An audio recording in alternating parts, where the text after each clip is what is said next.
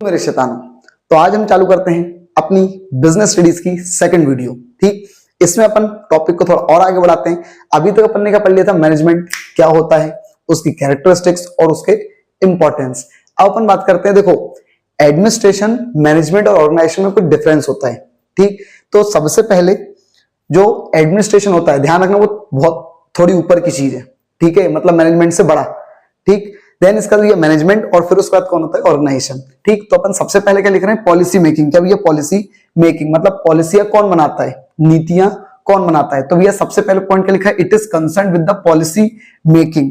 ठीक भैया, पॉलिसियां कौन बनाता है, ये बनाता है कौन, एडमिनिस्ट्रेशन। ठीक, it concern with the implementation. अब मैनेजमेंट क्या करता है, उन पॉलिसी को इंप्लीमेंट करने का मतलब नीचे लागू, नीचे उतारने का क्या करता है, काम करता है। देन इसका ऑर्गेनाइजेशन का क्या काम होता है, ऑर्गेनाइजेशन भैया उस पॉलिसी को एग्जीक्यूट करवाने का क्या करता है, काम करता है। मतलब नीचे लेवल तक बिल्कुल पहुंचाने का काम करेगा, उसको एग्जीक्यूट करवाना है, कैसे उस पॉलिसी को अप्लाई करवाना है, वो काम कौन करता है, ऑर्गेनाइजेशन। देन इसके बाद सेकंड पॉइंट क्या लिखा है, डिसीजन मेकिंग।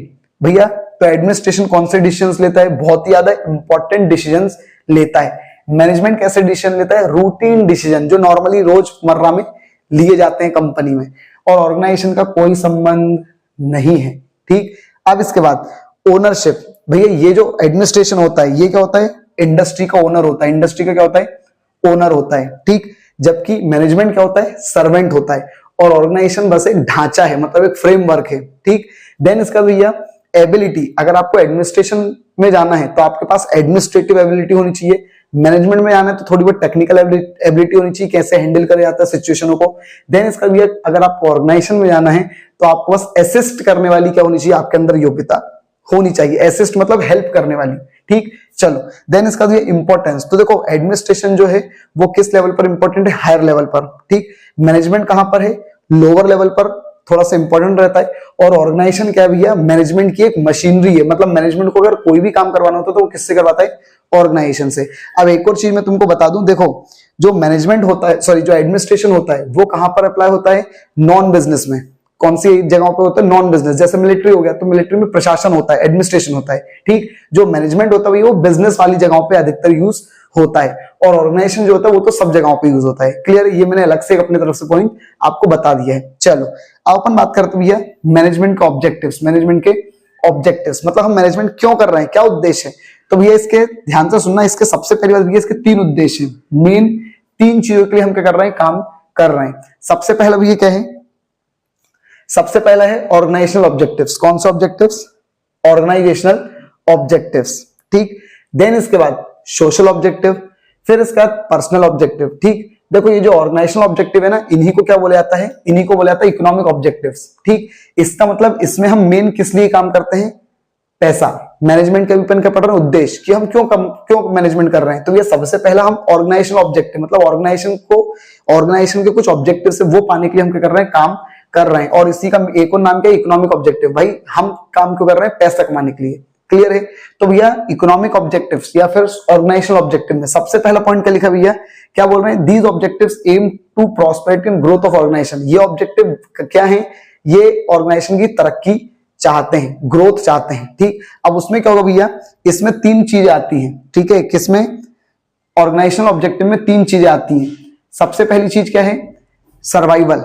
ठीक, हम भैया क्या चाहते हैं, कंपनी में कम से कम उतना पैसा तो निकाल लें जितनी हमारी कॉस्ट लग रही है, उसको बोलते हैं सर्वाइवल। देन इसका भैया प्रॉफिट। अब भैया धीरे धीरे हम जैसे तैसे क्या कर रहे थे, कॉस्ट निकाल रहे थे, लेकिन अब हम क्या चाहते हैं कि यार अब हमको धीरे धीरे क्या होने लग जाए, प्रॉफिट होने लग जाए। ठीक, देखो क्या होता है, एक चीज हमेशा ध्यान रखना, आप किसी भी मार्केट में नए नहीं रहते हो, नया इंसान रहता ना, तो आप भैया जैसे जैसे आप मार्केट में जाते जाते हो आप पुराने होते जाते हो। ठीक, तो भैया आप पहले क्या करोगे, सिर्फ सरवाइव करोगे। पहले क्या होता है, आप भैया बहुत ही कम कीमत में क्या करते हो, माल को बेचते हो ताकि मार्केट में पैठ बना सको। तो तब आपकी बस क्या निकलती है, कॉस्ट निकल पाती है। लेकिन धीरे धीरे जब आप मार्केट में बैठ जाते हो ना, तो फिर भी आप क्या निकालने लग जाते हो, प्रॉफिट निकालने लग जाते हो। अब जब प्रॉफिट धीरे धीरे होने लग जाता है तो उस प्रॉफिट को और कंपनी में लगा लगा के आप क्या करने लग जाते हो, ग्रोथ करने लग जाते हो। क्लियर है, तो ये होगा भैया क्या, मैनेजमेंट के तीन ऑब्जेक्टिव होते हैं, ऑर्गेनाइजेशनल, सोशल और ह्यूमन। तो अपन ने ऑर्गेनाइजेशनल ऑब्जेक्टिव कर लिया है। अब अपन बात करते हैं सोशल ऑब्जेक्टिव क्या है। मतलब भैया मैनेजमेंट समाज के लिए क्या काम कर रहा है। ठीक, तो भैया इसमें क्या बोल रहे हैं, सोशल ऑब्जेक्टिव मतलब भैया जो मैनेजमेंट है भाई वो डील किस में कर रहा है, समाज में रहकर डील कर रहा है, तो भैया उसके समाज के प्रति क्या कुछ उद्देश्य है, सोसाइटी के प्रति। अब क्या क्या उद्देश्य है, तो भैया अच्छा गुड्स बनाना है हाई क्वालिटी का, बेकार गुड्स नहीं बनाना है जो हार्मफुल हो। देन इसका भैया चार्ज रीजनेबल प्राइस, भैया प्राइस कैसा रखना है, बहुत ही रीजनेबल रखना है ताकि लोग अफोर्ड कर सकें। देन इसका भैया लोगों को एक्सप्लॉइट नहीं करना है मोनोपोली क्रिएट करके। मोनोपोली मतलब ये मान लो सारे टमाटर वगैरह मैंने खरीद लिए, ठीक है, या मान लो सारे प्याज वगैरह सब मैंने खरीद के रख लिए और जब भाव बढ़ेगा तब बेचूंगा, ठीक। पूरे मार्केट में किसी के पास प्याज नहीं है, सिर्फ मेरे पास प्याज है, ठीक, तो ओनियन, ठीक है, तो भैया क्या होगा, ये मोनोपोली होगी। तो ऐसा मोनोपोली आपको क्रिएट नहीं करनी है। आपको भैया कोई भी फेक एडवर्टाइजमेंट का सहारा नहीं लेना है। आपको भैया कोई भी क्या बोलते हैं जो पॉल्यूशन वगैरह है उसको कंट्रोल करने के लिए कदम उठाना है। देन इसका ये गवर्नमेंट को आपको टैक्सेस टाइम पर देना है। ये सब किसके उद्देश्य हैं, मैनेजमेंट के ऑब्जेक्टिव्स हैं। क्लियर है, समाज के प्रति, ठीक। बाकी टू कंट्रीब्यूट कंटिन्यूअसली, देश के डेवलपमेंट में आप हमेशा योगदान देते रहो, ठीक। टाटा वगैरह ये सब क्या करते हैं भाई, कंपनियां योगदान देती रहती है। चल अब अपन बात करते हैं एक और ऑब्जेक्टिव, 3 ऑब्जेक्टिव फिर बोल रहा हूं, कहते इकोनॉमिक, फिर सोशल और ह्यूमन।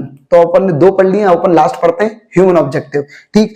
तो भैया ह्यूमन ऑब्जेक्टिव मतलब मैनेजमेंट का इंसानों के प्रति क्या उद्देश्य है, इसको ह्यूमन ऑब्जेक्टिव बोलते हैं और इंडिविजुअल ऑब्जेक्टिव्स भी बोलते हैं। तो सबसे पहला भी ये क्या ऑब्जेक्टिव है, कॉम्पिटिटिव सैलरी।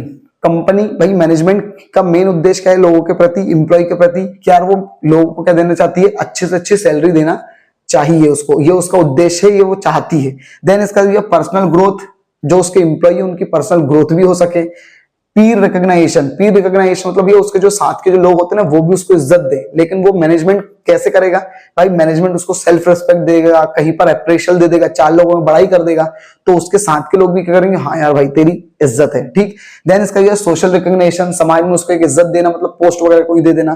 देन इसका ये good and healthy working condition, उसको अच्छी कंडीशन देना, ये नहीं कि वो जहां पर काम कर रहा है वहां पे इतनी भयंकर खरखरा आ जा रही है कि वो पागल हो गया, ठीक। देन इसका ये सिक्योरिटी इन जॉब और सिक्योरिटी ऑफ जॉब, जॉब में सिक्योरिटी, ठीक है, कटोरी वाले जूते दो ताकि भैया कुछ चीज गिरे तो बच जाए, हेलमेट दो, ग्लव्स दो, ये सब होता है सिक्योरिटी इन जॉब। और सिक्योरिटी ऑफ जॉब का मतलब होता है भैया जॉब की सिक्योरिटी दे दो, उसको परमानेंट कर दो ताकि वो शांतिपूर्वक क्या कर सके, काम कर सके। अब अपन बात करते हैं, अब मैनेजमेंट की क्या होती है, कुछ सोशल रिस्पॉन्सिबिलिटी होती है। मैनेजमेंट की क्या होती है, कुछ सोशल रिस्पॉन्सिबिलिटी। अभी तक अपन ने क्या पढ़ा, ऑब्जेक्टिव्स, क्या पढ़े, ऑब्जेक्टिव्स। अब अपन पढ़ रहे हैं सोशल रिस्पॉन्सिबिलिटी। मैनेजमेंट की भी है 6 लोगों के प्रति क्या होती है रिस्पॉन्सिबिलिटी। कितने लोगों के प्रति, 6 लोगों के प्रति क्या होती है रिस्पॉन्सिबिलिटी होती है।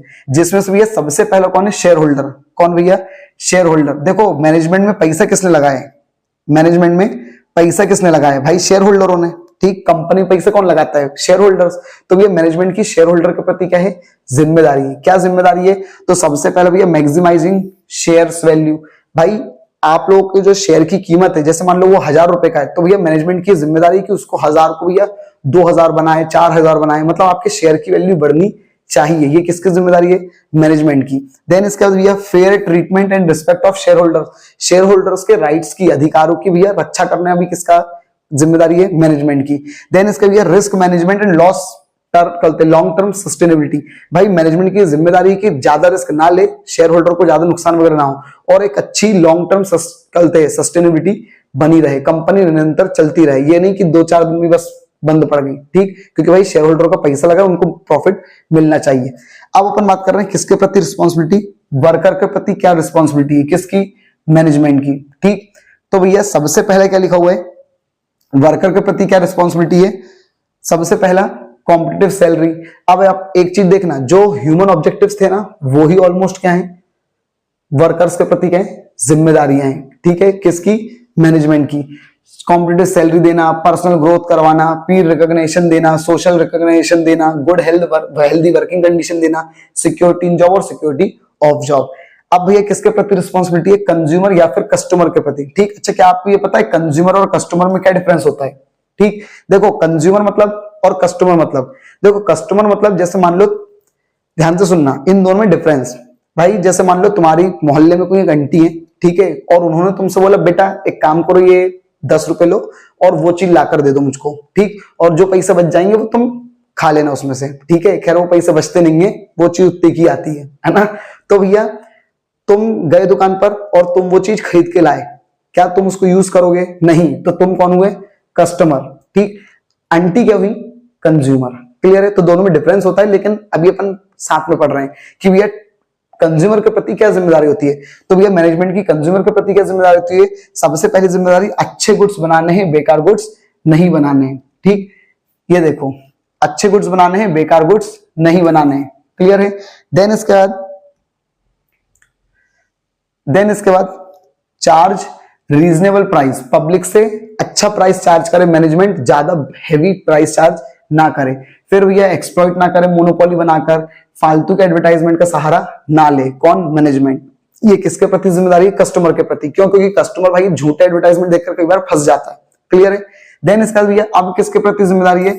सप्लायर्स के प्रति, या फिर जो क्रिएटर्स होते हैं उनके प्रति। तो उनके प्रति क्या जिम्मेदारी है? तो सबसे पहले भी है supply accurate and correct information. भाई तुम पैसा छापते आ रहे हो, लेकिन तुम क्या बोल रहे हो? जो क्रिएटर है, यार भाई जहर खाने को पैसा नहीं है। ठीक, तो ऐसा नहीं करना है आपको भी उसको सही सही इन्फॉर्मेशन देनी है। देन इसका भी है रेगुलर एंड प्रॉम्प्ट पेमेंट। आप भाई उसको टाइम टू टाइम उसकी पेमेंट करो इंटरेस्ट के साथ। देन इसका भी है मेंटेन हेल्दी रिलेशन। आप भी उसके साथ अच्छे रिलेशन बनाकर रखो। ये नहीं कि बस इस बार माल ले लिया रॉ मटेरियल, अब अगली बार किसी और से ले लेंगे, उसको हटाओ लग, ऐसा नहीं। आपको सबके साथ क्या बना के रखना है? हेल्दी रिलेशंस बना के रखना है। ठीक, अब इसका भी अपन बात कर रहे हैं किसके प्रति रिस्पॉन्सिबिलिटी? गवर्नमेंट के प्रति। ठीक, गवर्नमेंट के प्रति क्या क्या जिम्मेदारियां होती हैं? तो सबसे पहली जिम्मेदारी भी गवर्नमेंट के प्रति क्या है कि गवर्नमेंट ने जो भी रूल्स बनाए हैं आपको भी उनको क्या करना चाहिए? फॉलो करना चाहिए। किसकी जिम्मेदारी है? मैनेजमेंट की। देन इसका भी टैक्सेस को टाइम पर दो, जो भी पेनाल्टी वगैरह वो सब टाइम पर दो। नॉन इंडल्जेंस इन करप्ट प्रैक्टिसेस, फालतू की घूस खोरी वाली चीजों में आपको इंडल्ज नहीं होना है। किसको? मैनेजमेंट को। ये उसकी जिम्मेदारी सरकार के प्रति। Know buying of political favour. ठीक, ऐसा नहीं कि किसी नेता का भैया आप फेवर ले रहे हो, ठीक है, आपने उसके डोनेशन दे दिया और फिर भैया आप उनसे बोल रहे हैं आप प्लीज ये काम कर दो, ऐसा आपको नहीं करना है। देन इसका बाद adoption of fair trade policies. आपको जो भी पॉलिसी अपनानी है वो बहुत ही फेयर होनी चाहिए, ऐसा नहीं कि उसमें कोई आकर नुकसान हो जाए किसी को। अब इसका भी किसके प्रति जिम्मेदारी अपन लास्ट पढ़ लेते हैं, समाज के प्रति। ठीक है, सोसाइटी के प्रति मैनेजमेंट की क्या रिस्पॉन्सिबिलिटी है? तो भैया सबसे पहला, it should set up socially desirable standard of living. ठीक, भैया मैनेजमेंट की जिम्मेदारी है कि वो लोगों का स्टैंडर्ड ऑफ लिविंग क्या कर सके? अच्छा बढ़ा सके। Should avoid wasteful expenditure. Company की जिम्मेदारी की फालतू के खर्चे ना करे। ठीक, क्यों? क्योंकि जब कंपनी फालतू के खर्चे करती है ना तो भैया कॉस्ट बढ़ती है। एग्जांपल जैसे कि भैया अभी जियो के अब जो भी हो सकता है उनकी क्या बोलते हैं मैरिज के कारण जियो ने क्या कर दिए? प्राइस हाइक कर दिए। क्लियर है? अब जो भी रहो, ठीक है सिचुएशन, बट इसको अपन बोल सकते हैं। देन इसका ये it should avoid production of unhealthy और हार्मफुल गुड्स। आपको भैया फालतू के गुड्स नहीं बनाने। देन इसका it should promote general amenities. भैया कम से कम कंपनी की जिम्मेदारी है सोसाइटी के प्रति कि जो जनरल एमिनिटी होती हैं, ठीक है, वो रोजमर्रा की जो चीजें होती हैं, मतलब फ्रेश वगैरह होना या जो भी चीजें वाटर वगैरह, वो सब अवेलेबल करवाना ताकि लिविंग कंडीशन अच्छी हो सके।